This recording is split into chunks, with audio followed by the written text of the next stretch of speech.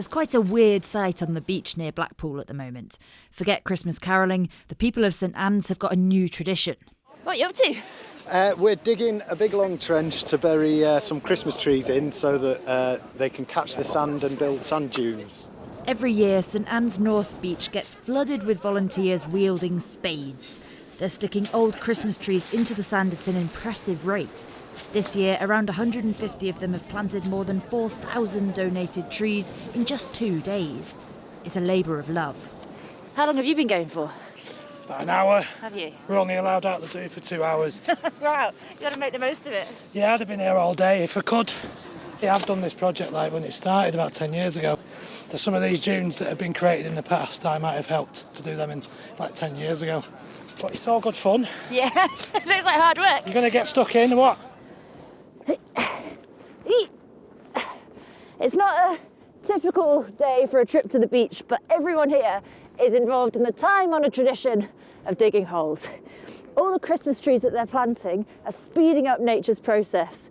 So as the sun blows into the trees, they'll create dunes over 6 months to a year instead of the hundreds of years that might take naturally.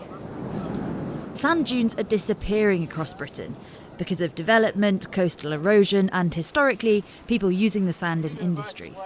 This one council now bears the responsibility of having Lancashire's only remaining sand dunes.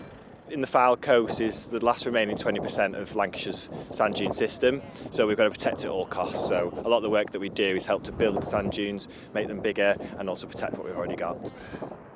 In this area where we stood, before we took over as a project, about 10 years ago, there was no sand dunes here at all, so you'd be able to see right the way through to the road. We've grown the sand dunes out by 90 metres, so we've put in lots of rows of Christmas trees that are buried in and amongst where we are now that will have all decomposed and are now part of the sand dune system. So it's 90 metres of improved coastal defence, but also 90 metres of improved habitat for the wildlife that lives here too. Sand dunes aren't something a lot of us think about much, but they act in a really clever way to protect us from the sea. They're a windbreak for anything living behind them, but during major storms they can also help reduce the power of waves hitting the shore. How important are sand dunes for your council? Massively, so they're a brilliant soft sea defence, so they protect all the houses of St Anne's and Lytham down further down the coast, and also they're a rich cultural feature as well because they've been here for hundreds of years and they protect so much wildlife as well. We get loads of different plants and animals on here, which is really good. That's what this army of volunteers is hoping to protect. Mickey Carroll, Sky News.